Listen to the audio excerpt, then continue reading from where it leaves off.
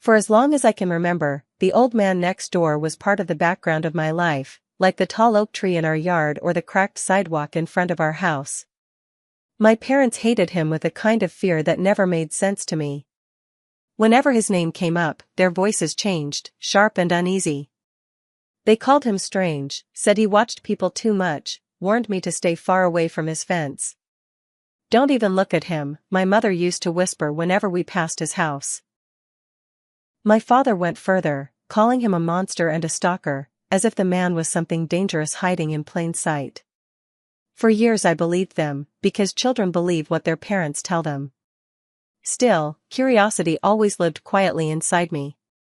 Sometimes, from my bedroom window, I would see him in his small garden, slowly watering flowers or sitting on an old wooden chair with a notebook in his hands.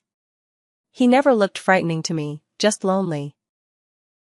But I never dared to wave or speak, because my parents' rules were strict and absolute. Then one cold morning, when I was 29 years old, an ambulance stopped outside his house. By evening, the quiet old neighbor who had lived beside us for nearly 3 decades was gone. What shocked me even more was what happened a few days later. At his funeral, there was no one there, except me. Standing there alone at the small cemetery felt strange, almost unreal.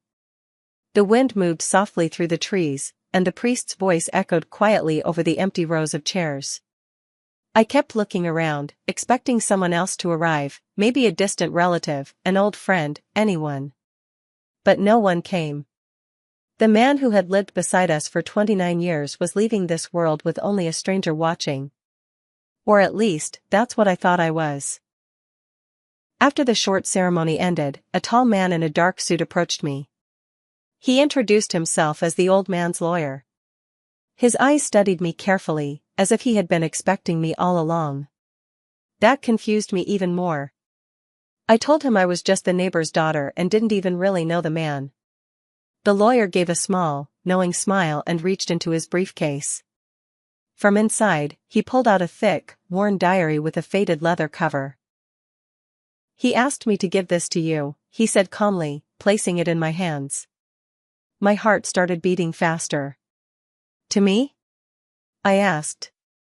The lawyer nodded. He was very clear about it.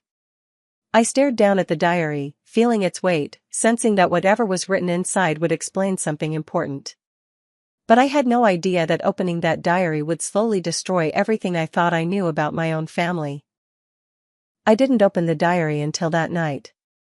I sat on my bed with the lamp dimmed, staring at the worn leather cover for a long time before finally turning the first page. The handwriting was careful and neat, dated nearly 30 years earlier, the same year my family moved next door.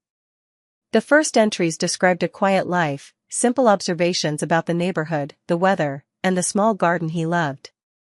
But as the pages continued, the tone slowly changed. My name appeared for the first time when I was only a baby. He wrote about seeing my mother carry me into the house, about hearing me cry through the open window during warm summer nights. At first it felt strange, almost uncomfortable, like my parents had always warned. But the words didn't feel creepy or threatening. They felt protective. Page after page, he described moments from my childhood that I barely remembered. How I once fell off my bicycle in the street when I was 7, how he rushed outside to make sure I was okay before my father angrily told him to stay away. My chest tightened as I kept reading. The diary wasn't written by someone watching me with bad intentions. It was written by someone quietly looking after me. Then I reached an entry written the night my parents told me never to go near him again. The sentence on that page made my hands tremble. He wrote, "Tonight they warned her about me again. I understand their fear, but one day she deserves to know the truth about who I really am to her."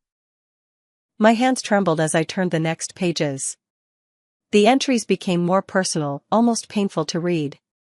He wrote about watching me grow up from a distance, always careful never to approach too closely because my parents would react with anger.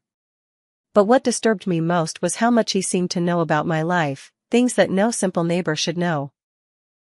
My school struggles, the night I ran away from home for a few hours when I was 16, even the time I cried alone in the backyard after my first breakup. Every event was written calmly, like he had witnessed it all while remaining invisible. At first, fear crept into my chest, making me question everything my parents had warned me about. But then the diary shifted again. One entry explained that he never watched me out of curiosity, but because he felt responsible for me. The word responsible made no sense. Why would a stranger feel responsible for a child next door? My heart pounded as I kept reading.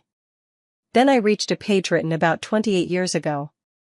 The ink looked slightly faded, but the words were painfully clear. I agreed to their condition today. I will stay silent and remain only the neighbor. It is the only way they will allow me to stay close enough to protect her. She will grow up believing I am a monster, but at least she will be safe. I stared at that sentence for a long time, realizing that the truth about the old man was far more complicated than I had ever imagined. By the time I reached the final section of the diary, my mind was spinning with questions.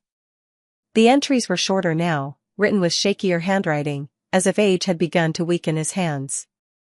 Yet the words carried a heavy honesty that made my chest ache. One page described a meeting with my parents many years ago, shortly after we moved into the neighborhood. According to the diary, they had come to his house late one night, nervous and desperate. They begged him to keep a secret that could destroy our family if anyone discovered it. In return, they demanded that he stay silent about his connection to me and allow them to raise me without interference. At first I couldn't understand what connection he meant. But then the next entry slowly revealed it. The old man wrote that before I was born, my parents had struggled to have a child. After years of failed attempts, they secretly accepted help from him. Someone who had once been very close to my mother long before she married my father. The truth, written plainly in the diary, shook me to my core. The quiet neighbor my parents had taught me to fear had actually been the man who made my existence possible. He had spent nearly 3 decades living beside me, watching silently, protecting me from afar, while I believed he was a monster. I sat there for a long time after reading those words, staring at the final pages of the diary while everything I believed about my life slowly rearranged itself in my mind. The last entry had been written only a week before he died. His handwriting was shaky but careful, as if he had chosen every word with purpose. He wrote that he never blamed my parents for the decision they made years ago. They were afraid their secret would destroy their family and their marriage, so they created a story where he became the villain. It was easier for them if I feared him instead of questioning why he lived so close to us. According to him, the agreement had been simple: he would remain the strange neighbor everyone avoided, and in return he would be allowed to stay nearby and quietly make sure nothing ever harmed me. That explained so many things I had never understood before. The times my parents strangely knew about dangers around the neighborhood before anyone else, the night someone tried to break into our garage when I was 12 and the police arrived unusually fast, the moment he rushed to help me when I fell off my bike before my father angrily pushed him away. He had been protecting me the entire time while pretending to be the man my parents warned me about. The final sentence in the diary made my throat tighten. He wrote that he never needed recognition or forgiveness, only the hope that one day I might understand why he stayed silent for so many years.